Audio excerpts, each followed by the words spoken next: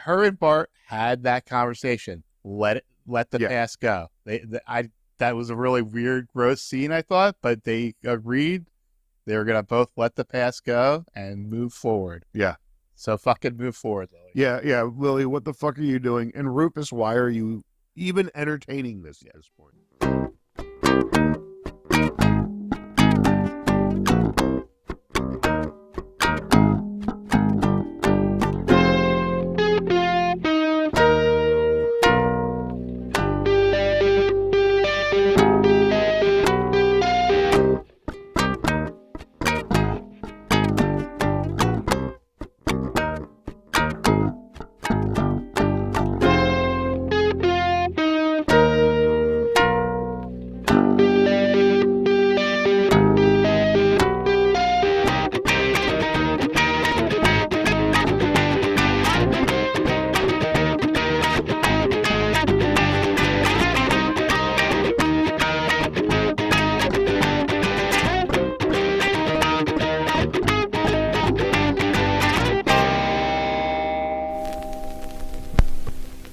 Hey, Upper East Siders and all you scandal-loving listeners out there, you just tuned into the Non-Judging Breakfast Pod, where the coffee is strong, the waffles are fresh, and the gossip is hotter than ever.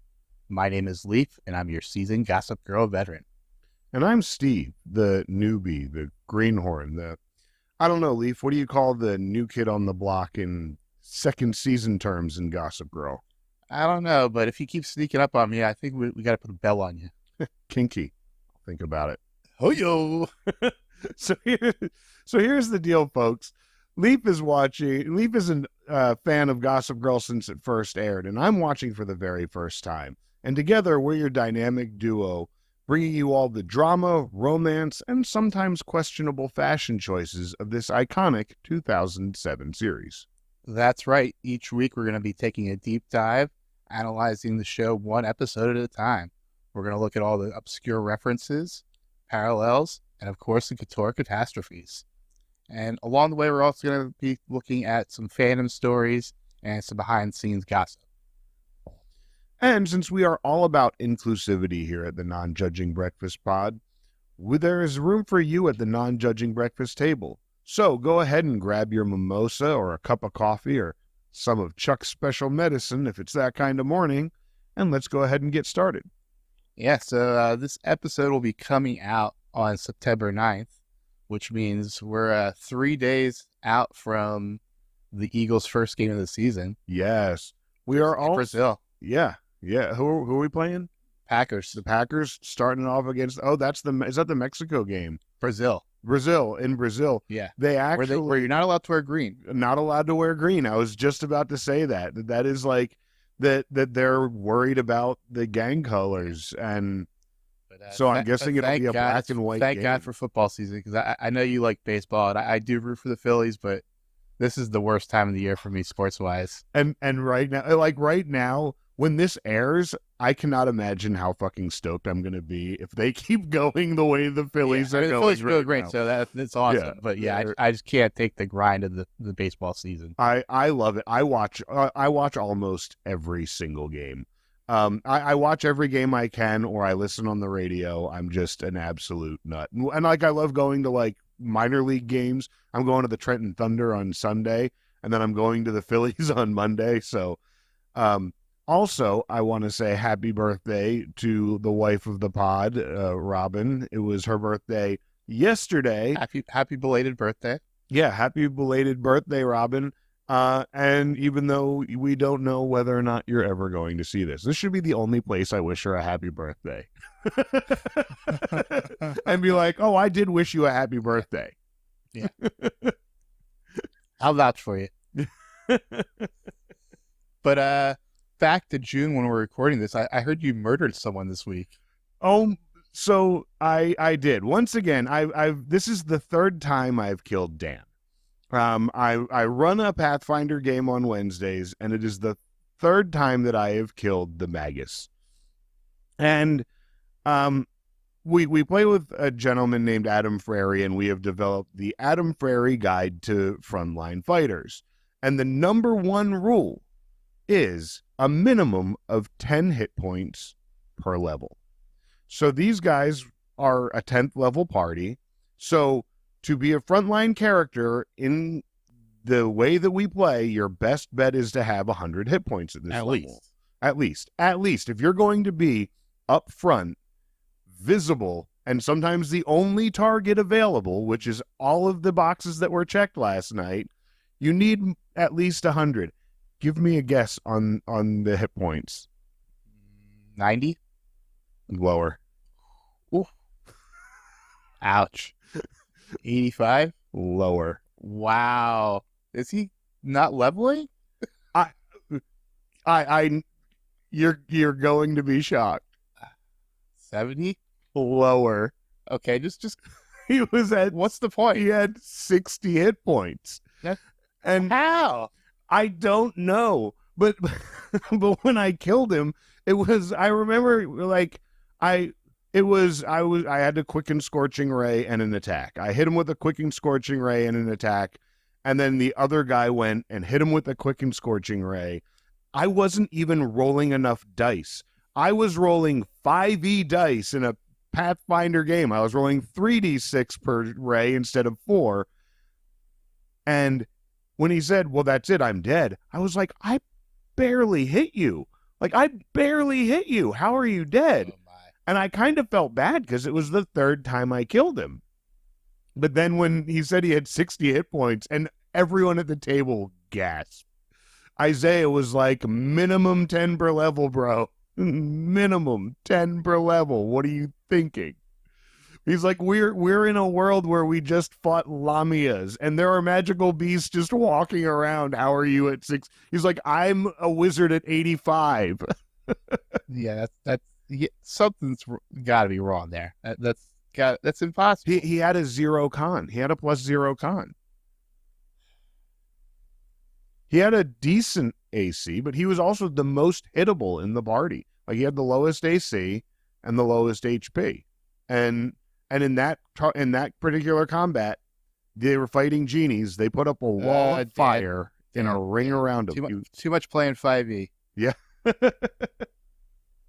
So today we are here to talk about Gossip Girl Season 2, Episode 4, The X-Files.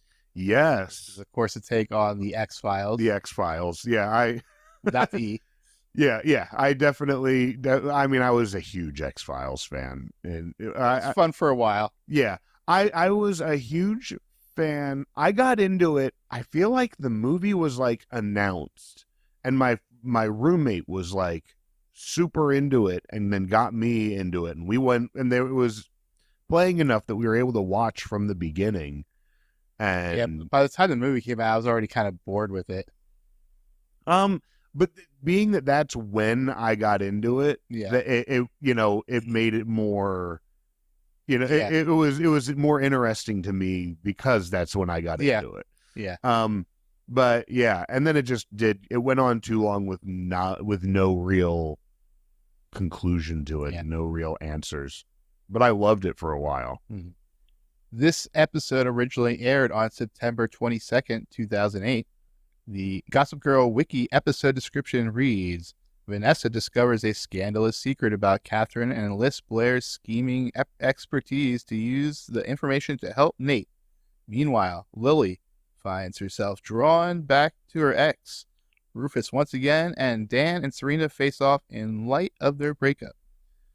Yeah, accurate. Yeah.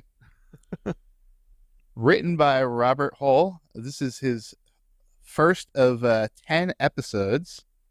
Writing Gossip Girl. Also had credits for Veronica Mars, Once Upon a Time, and Gotham. Okay. That's the second Gotham writer that we've had. Gotham was well after this, though, right? Yes. Yeah. Was that CW? Fox, maybe? Yeah, I think you're right. And that was also the dude from the OC. Yes, Ben McKenzie. Ben McKenzie played Commissioner Gordon. Really liked the first season of that show, too. I felt like it kind of didn't know what to do. I feel like they were like, oh, this will never get through this will never go anywhere. And then they made this great first season, and they're like, oh, it is going somewhere. Mm-hmm. This episode was directed by Jim McKay, his only episode of Gossip Girl. This guy's got a kind of unusual career. Like he does like 1 or 2 episodes of like a bunch of shows, including stuff like The Wire, Breaking Bad, interesting. Big Love, Blue Bloods, Treme, and then I've never seen any of his movies. Our Song, Girls Town, and Everyday People. Huh. That is an interesting resume. Yeah, because he doesn't stick around. Like I guess maybe he's just trying to learn. Or I was gonna say either he's really difficult to work with and people don't want him around long, or he's just one of those I want to pop in and try this out. Yeah, we get into the episode. Wakey, wakey, Upper East Siders. Welcome to the first day of senior year and the onset of a new social dynasty. The big question is, with Serena single and on top of the world, will Constance become the House of Vanderwoodson? So they have the foreshadowing here, and there's a bit in this scene. There's quite a bit in this scene of foreshadowing the end of this. Yeah, and Queen and the crowning of Queen S. Which I thought that was really interesting to see in the Gossip Girl monologue. And then we open with Serena, Eric, and Lily eating a very delicious-looking breakfast. Lily and Serena are being cute mother and daughter for once. It's ruined by Chuck walking in and making a gross quip. He also reveals that Dan and Serena broke up and that the throne is hers for the taking. Yes. Again, that foreshadowing, and Chuck, it's basically saying the throne is there for the taking, and Serena being like, that's not my thing. Like, that's Blair's thing. Like, leave me out of that. I also really loved Eric's reaction to the food. Yeah. Like, are we expecting more people here? And Lily's like, I'm trying to be a mom. And it is funny because Lily does struggle to mother her own kids. Yes. And she's so good at mothering other people that it makes sense that she'd have a breakfast for 10 people to mother her kids. And just throw money at it. It was so good to see Lily again, though. And like, she has a tough episode, but man, it was so good to have her back. Yeah. Like, I didn't realize how much I missed her. I knew I missed her from episode 1 of the season. We talked about the storylines that probably were supposed to be hers. Yeah. But when she actually was there, it was like, it just was so good to have her back. Eric and Chuck leave for school, and then Lily and Serena discuss the breakup. Again, some cute mother-daughter stuff here, and they have that cute relationship and trying to understand each other, and like, I'll be okay, or at least I hope so. Yeah, I like that Lily and Serena seem to be in a good place right now. Yeah, let's see how long it lasts. Yeah, and it was also nice that she was, asking about the romantic getaway and asking about her relationship with Bart. And it really was, in the previous episode, she wanted that two-way conversation with Blair. She gets that with Lily here. Yeah. In Brooklyn, Dan and Rufus are discussing the same breakup. Rufus advises Dan to lay off the sarcastic deflection when he sees Serena. Dan immediately uses sarcasm to deflect. Jenny is also worried about confronting Blair again. Yeah, I liked Rufus here. Rufus trying to give some good dad advice again. He was trying to be very good advice. Yeah, really. Don't be a dick, Dan. Yeah, exactly. It's not too difficult to follow. Apparently it is. Apparently it is. And I also, this scene was the first time that we really get the breakdown of the victims and projects. Yes. And we really see, and when Jenny breaks that down and like her fear of going back. She's worried about being a victim this year. Yeah. Good Day plays over a montage of Blair interviewing applicants looking to join the clique. Hey, look, another person of color. I'm sure we'll see her right all the time again. No, they picked the white girl.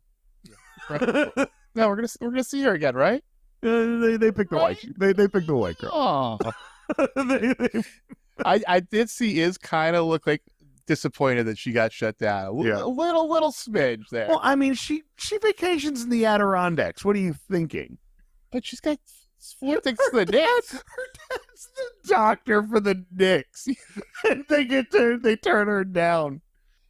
Serena is walking into school and sees Dan writing in the courtyard and immediately freezes up.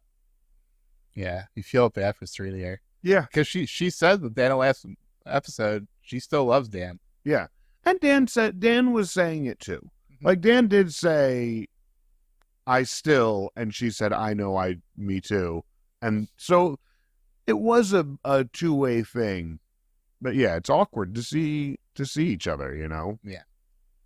Blair and the minions are bemoaning the lack of quality candidates when Chuck shows up with another folder to add to the pile. Why did they suspect something here? It seems weird. Yeah, yeah. And my when Chuck was like, "Oh, here's another candidate to the fold." When Chuck, a transfer student, a transfer student.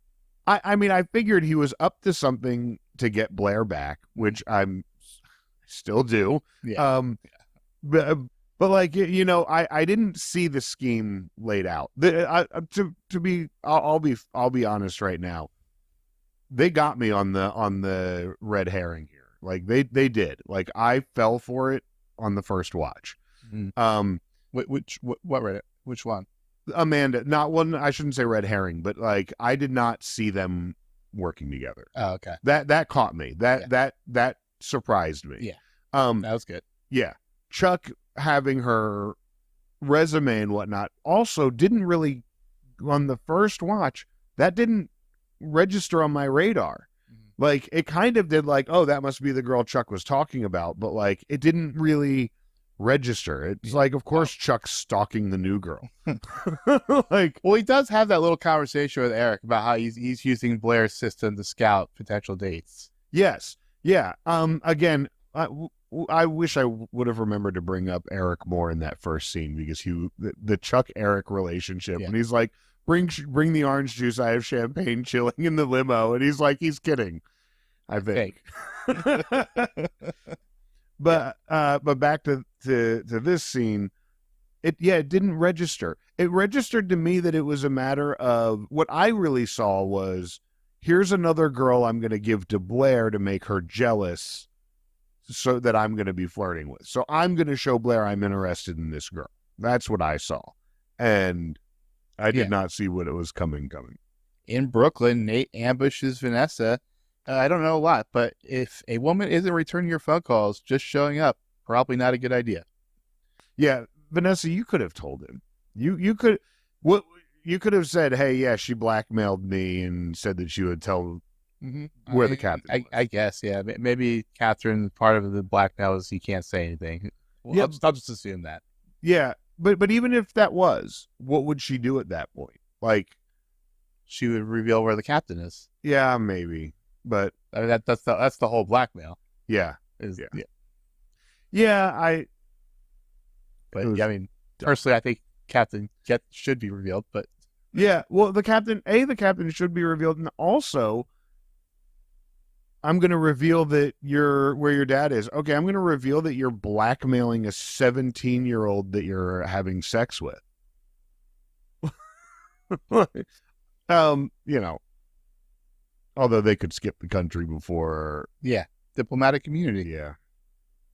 Dan and Jenny are at school discussing breakup etiquette. The mean girls completely ignore Jenny as they walk down the hall. I love the foreshadowing here when Dan says it's better to be ignored, because he thinks he's been ignored, but he just hasn't been noticed. He's never been shunned. Ignored. Yeah. He's never been shunned. Let the shunning begin. So I really liked the second watch through when he said that line, better to be ignored, you know, until the birds start flying into you and the and the automatic doors don't open. Yeah. Out in the courtyard, Dan bumps into new girl Amanda. Those bangs, though. She just seems weird. Yeah, like instantly is like, yeah. And that was my first comment. I go, those bangs, though. And Robin gave me the worst look. She's like, what's even worse is that you're right. But yeah, just her voice is like, something was just off about it. Well, yeah, every angle, I was just like, although I just thought it was bad acting, I still didn't see. I mean, it was bad It was. I didn't see the setup coming still. Blair and Serena are discussing how it hurts to see your ex dating someone else. Oh, how convenient. They walk out into the courtyard just in time to see Dan and Amanda flirting. Of course. Yeah. Yeah, but like even more like they were just he's talking to a new student. Like he wasn't like doing anything overtly flirty, right? He was talking to her. And Blair just instantly is like, "Well, that's good. That's a thing." And it's like, I mean, he definitely was flirting and then asked her out. but can you see that from across a courtyard, right? I think you can. Yeah. I just thought it was I think Blair jumps to conclusions sometimes, but I get it. Looks like Humphrey defied our great expectations in Waldorf's rules of order, daring to date before Serena. It's only a matter of time before it's off with his head, or hers. Gossip Girl quips as we move into Act 2. Blair and Serena are reading the scouting report on Amanda that Chuck conveniently provided. Amanda is Dan with boobs. Yeah. Serena, this is Dan with boobs. So when Serena at the end, she's like, "I'm fine." She gets up, and you hear one of the other girls, I think it's Iz, go, "She's not fine." It was just one of those little throwaway lines that I loved it. Yeah. Katherine stages a run-in with Vanessa at the gallery. Katherine hands Vanessa a check made out to cash and is gone before Vanessa can look up and judge her. So stealthy. Like she was clicking around in those high heels. Like Dan said earlier about the loft. She was wearing pumps on a concrete floor. And then she just Yeah, I mean, I know we hate Katherine, but I love that dress. Let me tell you. Yeah, well, I mean that she has good style. She always had. Well, I mean that dress hugged her form. Yeah. And then Dan and Serena finally see each other at school, and it is of course awkward as fuck. Things are seeming to smooth over when Amanda shows up and Dan tells Serena that he and Amanda are eating lunch together. Chuck is in the background paying very close attention to everything that is going on here. I was again distracted by the bangs. Like I thought that they looked like she cut them herself. And it was like distracting to me. Like, and I don't get distracted by that kind of shit. But like also in season 1, Chuck was always just sitting in the background watching people. Yeah. But yeah, he was he definitely was. I mean, Ed was trying to show that he was scheming. I think. Yeah, I think that was his scheming look. I because I do remember like leaving that scene thinking, what is he up to? And like, why is he so vested in Dan and this girl? Like it still wasn't dawning on me. Like they really got me on this. But it was, I thought the writing was good because they clearly set it up from the very first scene where he talks about Serena should be queen. Yeah. It's there for your take. It's there for the taking. Yeah, exactly. And it's so it was. I think this is Chuck's best scheme so far because you really don't see it coming and you don't see him doing it. Like you see little strings being pulled, but like it doesn't seem like it's going the way he's describing it. And I feel like the writing room post-strike is now starting to settle down. The show isn't the same thing it was for those first 13 episodes, but I think it's found its new rhythm.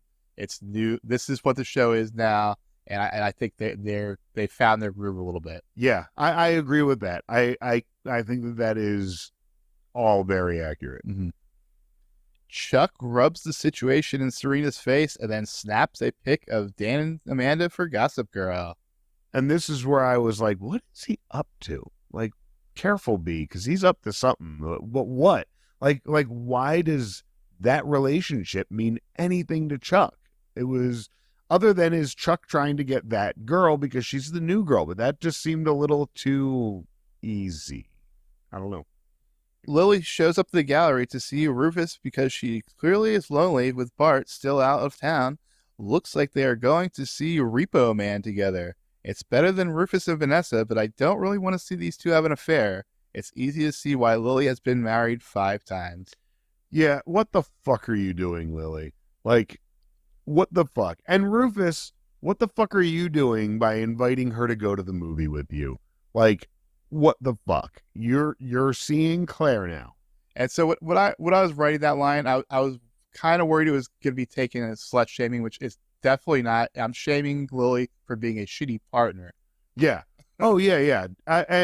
Yeah. She's just got back from her honeymoon, and now she's going to Rufus's door. Yeah, her and Bart had that conversation. Let the past go. That was a really weird, gross scene, I thought, but they agreed they were gonna both let the past go and move forward. Yeah. So fucking move forward, Lily. Yeah, Lily, what the fuck are you doing? And Rufus, why are you even entertaining this at this point? Well, I think the first time he got caught off guard.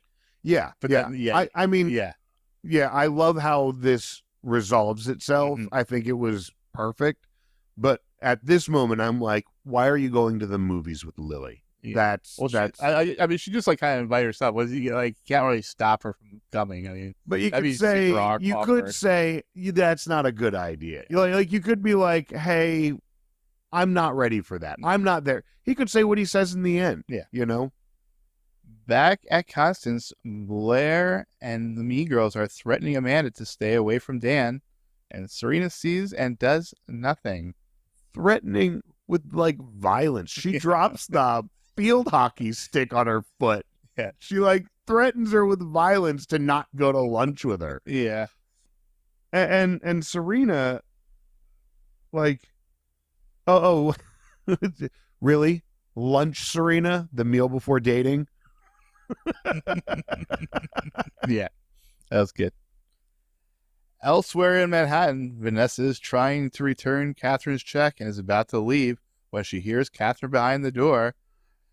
Vanessa, wanting to give the Duchess a piece of her mind, grabs the check off the table, opens the door, and only to see Katherine and Marcus getting down Game of Thrones style. Vanessa snaps a pic and pieces out. That was so fucking gross. Well, to be fair, at least it's an age-appropriate relationship. Yeah. At least they're both probably about the same age. Yeah. Oh yeah, that was so fucking gross. And like the whole like, when he spins her around to like, and it was like, you're into this, dude. Like you are so fucking into this.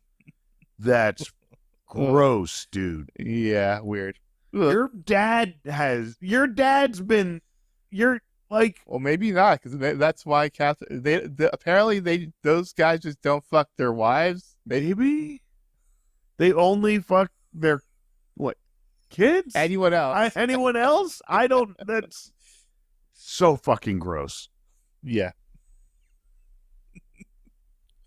Yeah.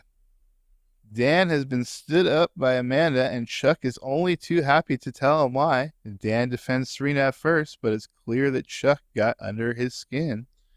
Yeah, and Chuck likes to think that he knows Serena better than Dan. And Chuck knows who Serena was before she went away, and knows the old Serena. And well, yeah, Chuck definitely knows Serena better. Yeah. Well, they've known each other since they were little kids. Right, yeah. Chuck also really liked the old Serena more, which that at this point was like, okay, he always has wanted Serena to be the old Serena again. So is that where he's heading with this?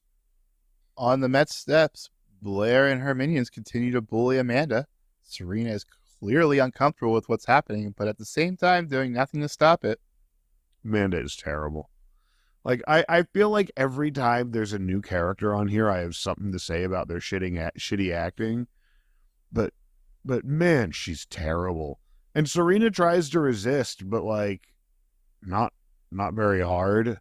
But like, God, she's difficult to watch. Wait till you meet some of Serena's guest star boyfriends. Oh boy. Oh my God. All the men that they've had, all the grown ass men that they have had as like one-offs. Yeah. At the cafe, Vanessa shows Dan the picture of Marcus and Katherine. One of the bright spots about later seasons is we start to get actual smartphones, which means we don't have to look at those shitty flip phone pictures anymore. Dan suggests Vanessa take the picture to Blair. I really loved Dan in this scene. I thought he was really well written. I thought he was really well acted. Look up Revenge and you'll see BlairWaldorf.com. Yeah, Google Revenge and you'll get BlairWaldorf.com. And yeah, just like the suggestion of going to Blair was brilliant. Mm-hmm. He was right. Yeah.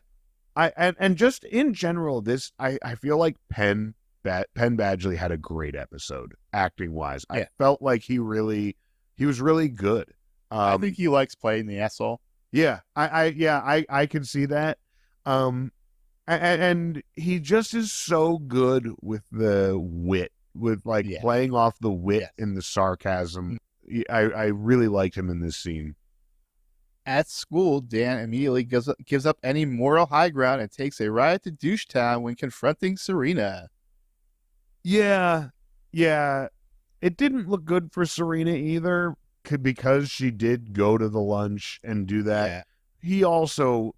He's putting way more on her. So he's being offensive and she's being defensive. Yeah. Even though she's trying to deny she's doing it, she is actively participating. Yeah. But she's doing it defensively, though. She gave the nod. So I'm definitely Team Serena here. Yeah, I'm a little more Team Dan here, to be honest, and it's because and honestly, like I said, like he gives up the moral. He had the moral high ground. Yeah, he did. But he gives it up. But he does, and he comes in judgy and douchey. Yeah, which is classic Dan. Yeah, and I mean the whole thing. If Dan at any point would just accept the fact that Serena was born into more money than Dan could dream of. That's all he has to accept. Yeah. That being born into that, she has a certain amount of attention on her. And that's all he ever had to accept. My only reason that I was more Team Serena here is because she gave Blair the nod. Because she didn't tell Blair, no, absolutely not. We're letting this go. She let Blair, and she let Serena for coming up to this point, her status as being Serena, as being the old Serena, as having all of that status didn't mean anything to her anymore. And now it kind of does because she doesn't have Dan anymore. Yeah. Like she had something else that meant more to her, but now that that's gone. I think for Serena, it's like almost like a natural it's like almost like a chameleon. Like she just puts up those you see it when we'll talk, like when the girls bring up the guys for her to date. Like immediately she's like biting her lip. And doing something immediately into into a glass mode. Yeah. But so we got, after Serena leaves, Amanda shows up and basically asks Dan out on a date tonight. This is where Dan should have started to suspect something was up. Yeah, and I guess the second one, for me, it was a little later that I thought that something was suspicious, because at this point it was still, we didn't get our lunch date, so let's have a date tonight. The choice of venue was questionable for a first date. Why would you go? I believe the words "send the message" were used. Well, but that was after they showed up. Yeah. Like why would you go there in the first place? Yeah. At Blair's penthouse, Vanessa is showing Blair the picture. Blair is fighting back tears as she sends the photo to herself and then threatens for Vanessa to keep quiet and let Blair handle it. And Leighton Meester just doing fucking Leighton Meester shit. Like, just fucking great acting, great emotion, great command of the whole thing. The way that Blair is able to shut shit down when she needs to. She gets emotional, she's crying, she's upset, but the second she realizes it's on and how she just gets it together and goes right at Vanessa, like, I loved I love every Blair scene pretty much. Yeah. But she was fucking great here. The sun sets on NYC as Dan and Amanda arrive at the club. Dan doesn't think it's a good idea, but Amanda is determined to send a message. Yeah, that's where I should have been suspicious. When she said that, my first watch through, I was like, what are you sending a message for? Like, what are you trying? I hate bullies. Yeah, like the I hate bullies from earlier. But like, let's send a message that they're like, what message are you trying to send? Like, that was so dumb. What I did love in that scene was when Penelope bumps and is like, I'm not sharing my lump crab meat. What Dan Humphrey does with the other serfs in the village is his business, but when he brings his new mate into court, it's a declaration of war. Sound the trumpets, trumpets. Yeah. We move into Act 3. The next day, Dan is woken up by Jenny, who is extremely disappointed in Big Brother. Jenny is adorable here. I loved this scene. I loved how outraged she was. Because as much as she is like in the Jenny's Gossip a girl's girl. Yeah. And she's in the Gossip Girl universe, but she's still one of those little girls reading Gossip Girl, you know? And so I really loved that came through. She's also always been the biggest supporter of Dan and Serena. Yeah. She's always been their biggest fan. Mm-hmm. Chuck creepily wakes Serena from sleep to show Serena the Gossip Girl blast about Amanda and Dan's date. So fucking creepy. Jesus. Ugh. I would fucking strangle him. So weird. And I love the Harry Dean Stanton obsession in this episode too. Like the constant shout outs to Harry Dean Stanton. Jenny finds Vanessa waiting for Blair outside Constance. Jenny asks Penelope and Iz where Blair is. The mean girls let Jenny know her torment is yet to come. So dumb. Like, why are you doing this? Why are you gonna pick on a fucking girl like that? Because that's what they do. I know, but so fucking dumb. Oh, I actually had a question that I thought of earlier in this episode, and it is a bit of a spoiler question, but I think that it's an appropriate one. They're seniors now, and there's 3 seasons left of the show after this? 5 seasons, right? 4. 6 seasons? There's 6 seasons total. So there's 4 more seasons to go.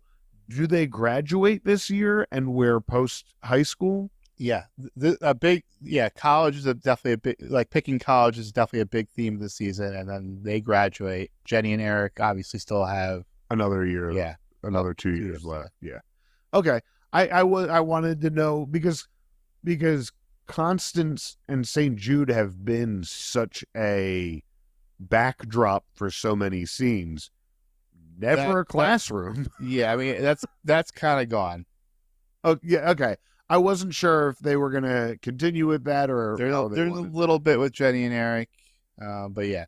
But generally, yeah, every season is a year. Okay, that's what I thought. I just wanted to clarify. Serena is rightfully pissed at Dan, who is at least attempting to apologize. Serena's brilliant solution to the drama is to refer to a third wheel on Dan's and Amanda's next date. Yeah, how is this a good idea? What's the purpose? In what universe do you say just because you're gonna be friends, you don't have to hang out with her on a date? On the first date. I mean, well, second date. But still, like what why? What good is any of that? Like, hey, you know what? Maybe I should introduce her and I should meet her and you should introduce her and we should hang out. Cool. You know? But like, no, don't go out tonight together. And why are you going out to like a fucking party bar? You know, why are you going to the party of the week bar instead of, you know, getting to know each other somewhere else, anywhere? Yeah. Maybe in the cafeteria. I mean, you go to high school together. Yeah. The courtyard there where you hang out more than you go to class. Vanessa goes to a restaurant to find out what Blair's plan is. Vanessa sees Blair with Marcus and assumes Blair is doing nothing. Vanessa storms off before Blair starts verbally smacking Marcus around. Then Katherine shows up so she can get her just dessert, courtesy of Queen Bee. Vanessa's so goddamn stupid. She's so fucking stupid to sit there.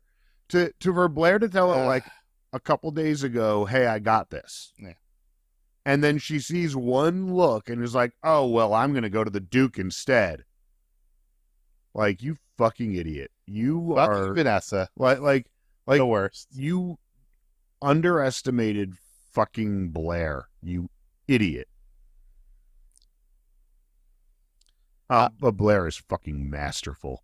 I loved it. I love the, I beg your pardon. Oh, not yet, but you will. Yeah. It was a great plan. Yeah. Vanessa screws it up. Yep, Looks like Vanessa. she screws everything up as usual. She's going to spill the tea to Daddy Lord. Yep. Fucking with B's plan. B's got a plan and you're fucking with it, Vanessa. Dan and Amanda are out on their date. Serena is clearly feeling left out when Dan and Amanda start nerding out on poetry. Yeah. Yeah, these two people are on a date getting to know each other. She's you Dan with boobs. Yeah.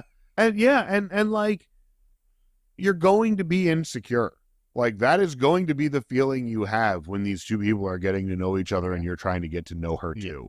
Because they have chemistry. You and Dan have chemistry. You do. But you can't, but you're not together. Mm-hmm. So let him be with somebody else. Why did you think that was a good idea? Serena goes to the bar to get a drink and catch her breath. Penelope and Iz encourage Serena's competitive side. It looks like old Serena might be making a comeback. Who drinks like that? Who drinks a martini like that? Like she drinks martinis like she eats strawberries. Yeah. Like no one does.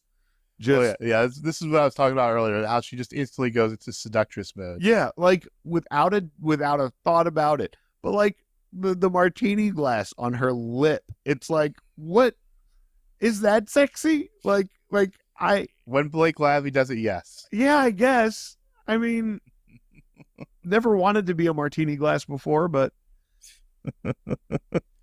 we turn back from commercial, and Dalton's lacrosse captain is boring the rest of the table with tales of glory on the field.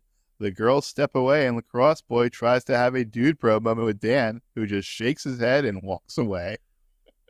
Smoking hot, right? Yeah. And Dan's just like, it's so great. I love that exit. Yeah. I loved, how he's just like, really great. Yeah, the whole look of like, I can't do this. I can't.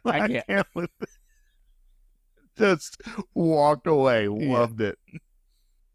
Dan and Serena talk at the bar. Serena is breaking down in tears. Dan dearly wants to comfort her, but decides against it. Things end, and Serena politely telling Dan to get the fuck out. You see the turn. You see that you see the why should I leave?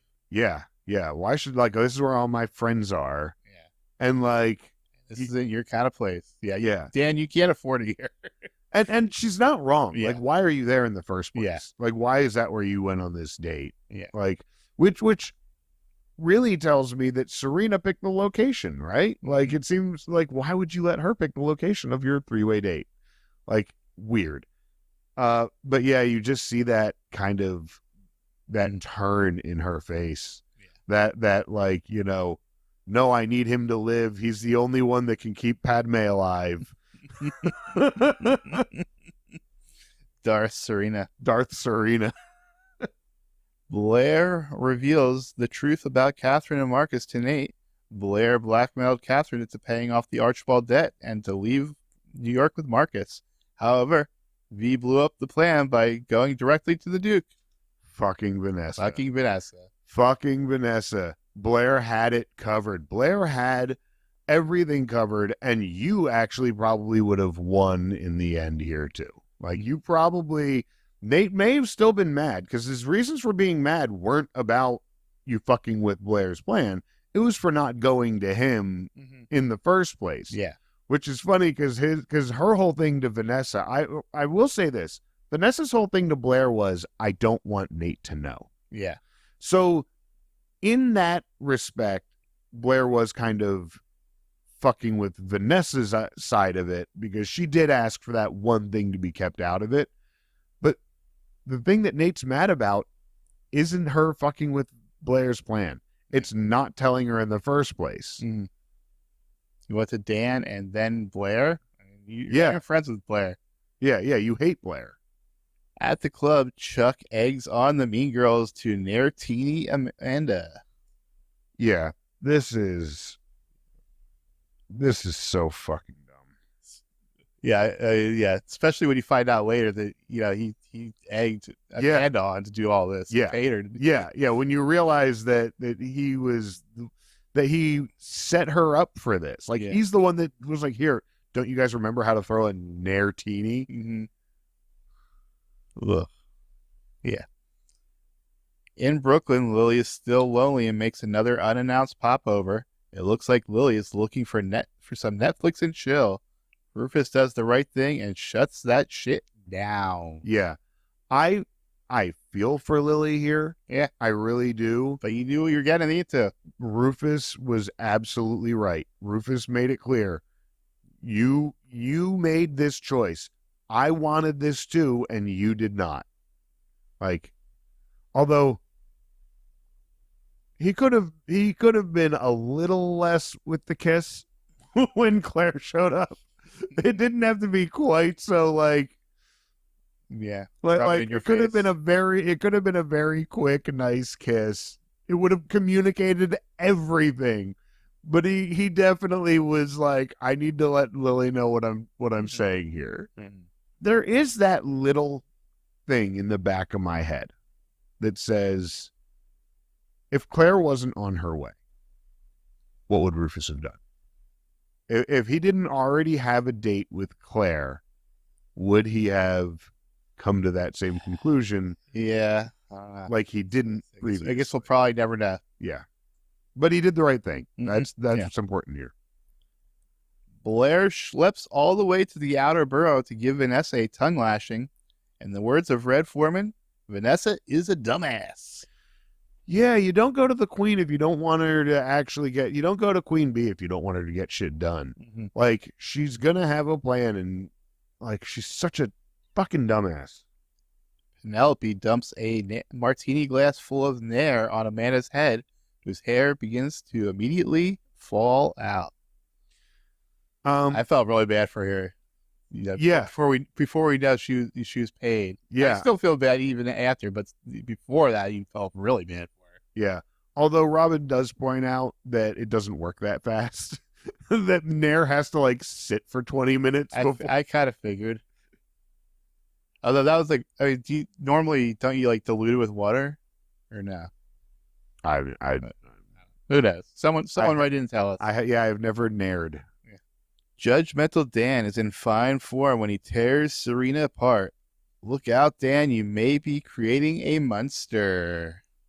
Yeah, you've got this misplaced anger here, Dan, and it's going in the wrong direction, and it's going to bite you in the ass. Spotted, a beautiful blonde phoenix rising from the ashes of a major public humiliation. Welcome back, Serena. Consider us your humble servants. Because if looks could kill, we wouldn't want to be Dan Humphrey. We move into the epilogue. Vanessa tries to apologize to Nate, but Nate turns her line from earlier back on her. They were never really friends anyway. Yeah, I don't like this, Nate, because you lied to Vanessa. Like, you lied about the affair. You had a lot that you lied about. Yeah. And Nate, as usual, being a hypocrite. Yeah, Nate, this was not a good look for you. At school, Iz and Penelope approach Jenny for some grade school level bullying. Yep, and it's like basic bullying. It's like, I'm going to take your bag and dump it out. Like Jenny's right. Like, is that it? Like, is this what? Like, but then they're right. Over time, it will get really annoying. Yeah. Yeah, after the second time, I started swinging. Yeah, but also, like, ladies, she works for Blair's mom. How's Blair's mom going to, like, react to, like, especially now that in the next scene when she's like hiding out at, Yeah. you know, Dan leaves a message for Amanda apologizing for himself and to Serena. Hey, Dan, how about actually apologizing to Serena? Came at her pretty hard. He came at her pretty hard, Dan.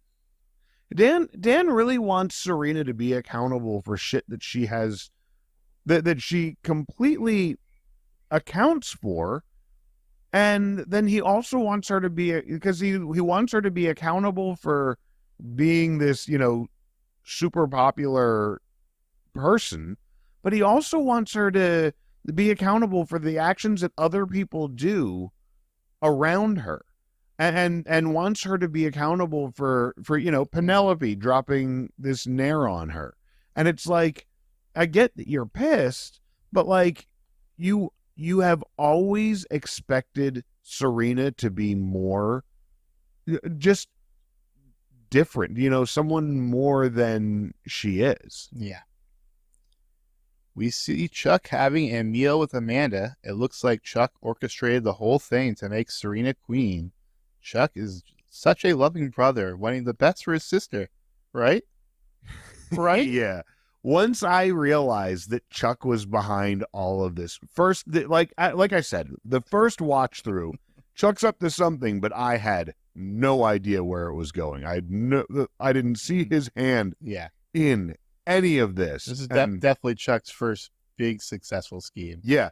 Everything else is blown up in his face. Every other scheme that Chuck has had is blown up in his face, because it has always been to get some kind of explosive behavior out of Blair. Yeah. And now he's, So this is just part one of the scheme, obviously. Yeah, well, part one of the scheme is to knock Blair down and crown Serena as the new queen, so that then so Blair now needs a new king to elevate her ranks. So it looks like Jenny is ditching school to go to do more work at the atelier. Running from your problems never solves anything, little Jay.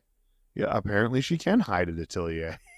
Penelope was like, you can't hide at atelier or the Waldorf warehouse anymore. Well, apparently she can. Well, apparently she chooses Laurel's bullying over yours. Yeah. Back at school, headbands have already been replaced with scarves, and Serena is extremely condescending to Blair right in front of the minions. God. We saw last season how fast these girls were to switch loyalties. Blair is caught off guard here, but I can't wait to see her counterpunch. Yeah. Just the way that Serena takes the headband off of her head. The scarf, yeah. You're right. Or the scarf. Yeah, she's wearing the scarf as a headband. Yes. Right? And shawl. Yeah. But very much in Blair's style. Mm-hmm. And removes it, saying, this is not the style now. And ties it around Blair's neck. You sweet little thing. Yeah. This is what we're doing now. Mm-hmm. Whoo! I like Serena's transformation. We are not. Serena also arises. Yeah. we're no longer wearing. Yeah. Chuck reveals to Blair that he is the puppet master behind it all. I wonder how that. Oh, I know how this happened. Yeah. Chuck. A reggae beat drops as we see Dan being completely shunned by everyone in the school. When he fucking realizes what's happening and he realizes he is in over his head, and like, and Serena comes by and doesn't even glance at him. Yeah. It was just, oh. And that is our episode. That is our episode. Any predictions? Well, Queen Bee is not going to let this go. Queen Bee is going to want her throne back. So there's definitely going to be a scheme to take down Serena now. Blair, Serena's kind of your fault here too, because had you not convinced her that Dan moving on was a bad thing, she would never have forced her way into this relationship with Dan. The three-way date. It wasn't a date. So yeah, Blair's gonna counterpunch. Are we done with Amanda? Is she coming back? No, she's gone. Okay. Yeah. She seemed, when she first entered, I was like, oh, is this a new character that we're going to have to see over and over again? Thankfully not. No, because she's going to boarding school in Vermont. Yes. So let's go ahead and get into some segments. This week in fandom, we jumped into the Wayback Machine. We used the Wayback Machine to go back in time to the Television Without Pity forums to see what they were saying back in 2008. Chuck is an awesome villain. I agree. The key word here being villain. Yeah. He was a great villain. Yeah. More Vanessa is the worst, but some at least felt bad for the way Nate treated her at the end. Yeah, I'm with that. The Vanessa sucked, but she didn't really deserve it. Yeah, it was a little too harsh at the end, and both of the guys were really over harsh in this. Nate and Dan. Yeah, exactly. Mm-hmm. And I even felt Dan was maybe a little more justified in his level of anger because of what just happened to his date. Nate, I feel like he just comes at her really hard when he, without any self-reflection. I still kind of hope Nate and Vanessa find a way together. Like, I do. In defense of Nate, he was like, Blair got the restitution money paid. That was huge. Yeah, it's just that Nate specifically said, that's not what I'm upset about. I'm upset about you not coming to me. Which that is also kind of like, is that really what you're upset about? Because it seems like you're upset about the money thing. Yeah. Like, you're right. Mixed opinions on Serena's heel turn. Some people liked it, some people didn't. I really like Serena, how she's been, but I guess I'm kind of ready for... I like this Serena. I thought it was done well. I'm a little saddened by it, but I think that's what makes a good heel turn a good heel turn. Yeah. You know? When The Rock came out and started shitting on Philadelphia for one of his heel turns, I remember being so mad and being like, oh, they got me. Gotcha. Many were completely shocked by Marcus and Katherine, and then at least one person thought the whole thing was completely illogical. I mean, I wouldn't say completely illogical, but it was pretty disgusting and that whole plot line. Well, the logical comes from the fact that if Marcus can get it up for Katherine, why can't he get it up for Blair? And then also, if Katherine's also fucking Marcus, why is she so desperate to fuck Nate? Yeah, I mean, there is all of that. You are correct. And then why does Dan have such a huge influence on Serena's personality? Yeah. Like, last year, he was making her, Dan makes her a better person. Yeah. And then this year, because of how he's treating her, she's going to the dark side. Yeah. Yeah, she does hate. But, love can do that. Yeah. Right? Love will definitely make you change your personality. Fair, but does Dan deserve that? No. Moving on to some episode grades. You went first last time, so I'm going to go ahead and go first this time. Not quite as good as last week, but I thought this was a very solid episode. The directing was solid. The acting was nothing to stand out from the acting, but it was definitely solid all around. There was nothing bad except for Amanda, the guest star. The writing, I think, like I said, I think they're hitting their groove. Like this guy comes back for 10 episodes, mostly in this season, 2, 3, and 4 mostly. Okay. So yeah, I think they're hitting their groove. So I gave this episode a B. Yeah, I'm with you on that. I actually was a B. I was kind of between a B and a B minus, and then landed on a B.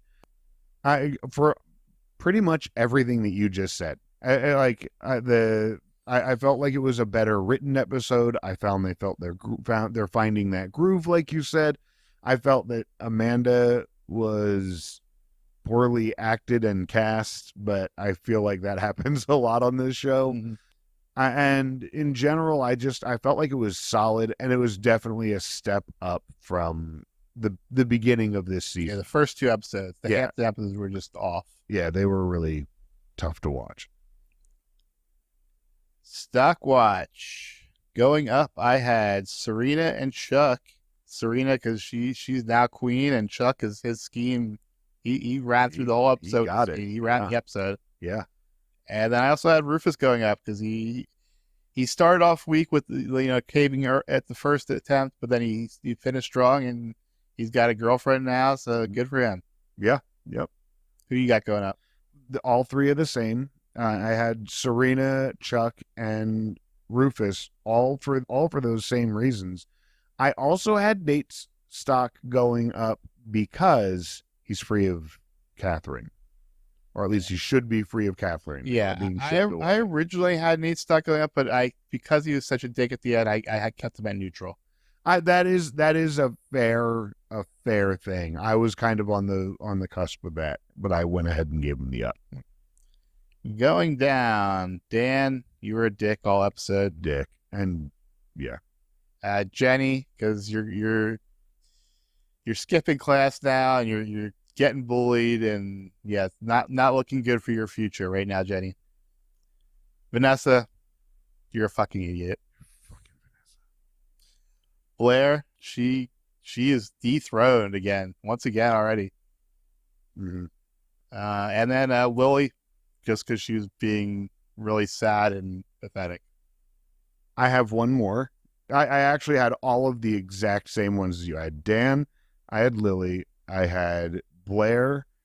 This is actually her yeah, I guess this is her second dethroning, isn't it? Because she was dethroned by her first scandal last season. But yeah, Blair, I had Jenny, I had Vanessa.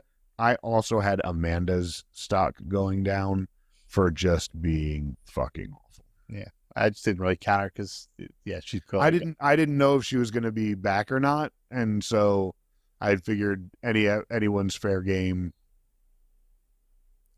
I actually want to add Katherine and Marcus to my down.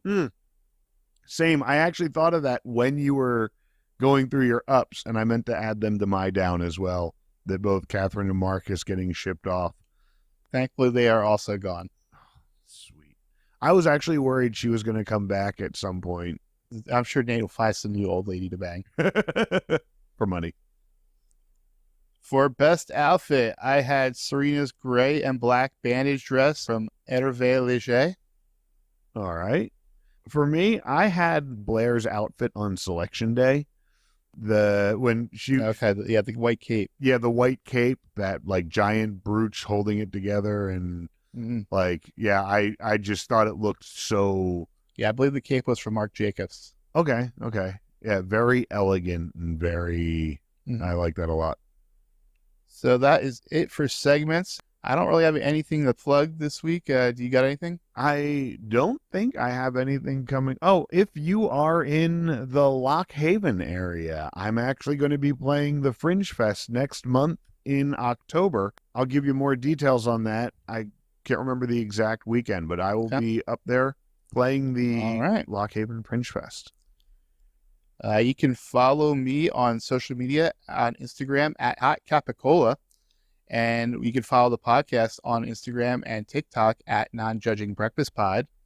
You can also find us on Facebook just search for Non-Judging Breakfast Pod. You can also find us on Twitter at NJB Pod. And we now have a website, nonjudgingbreakfastpod.com. From there, you can find our Discord server.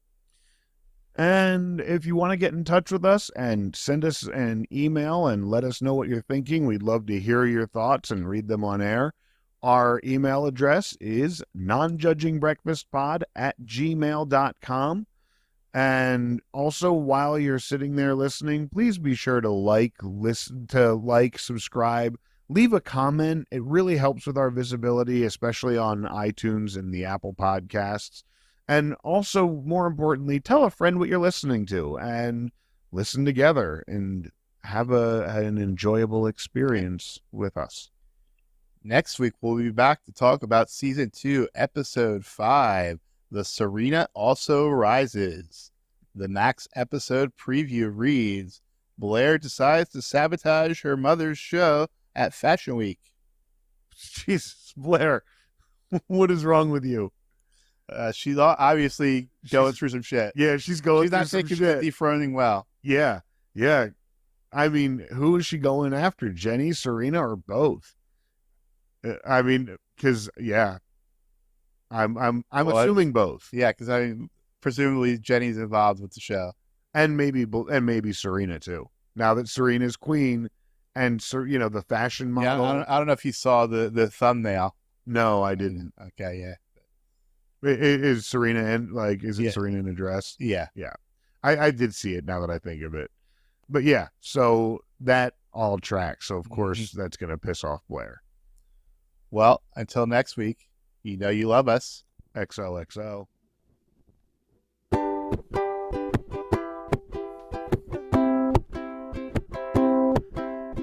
Every time you walk away, run away, you take a piece of me with you there.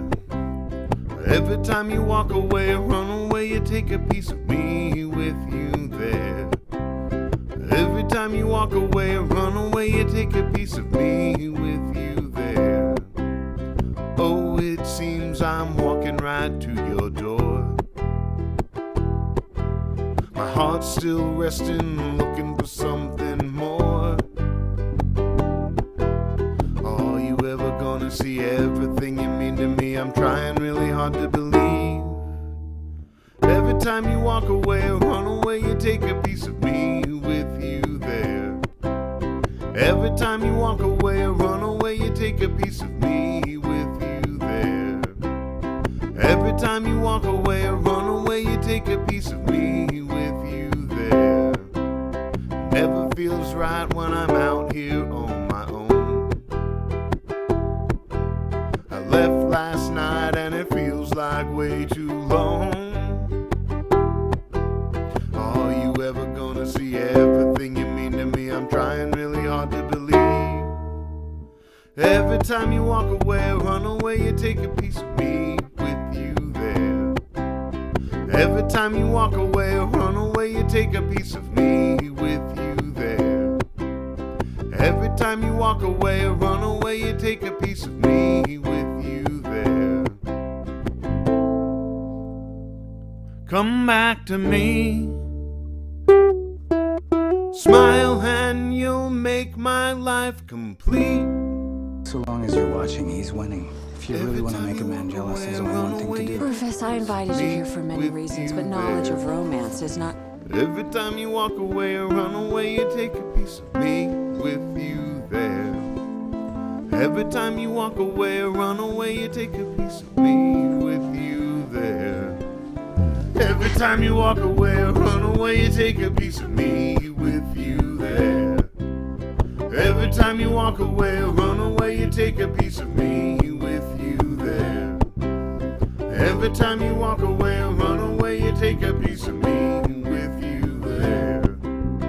Every time you walk away or run away, you take a piece of me with you there. Every time you walk away or run away, you take a piece of me with you there. Let's hear an encore from Rufus and the band. One more time to make it pop.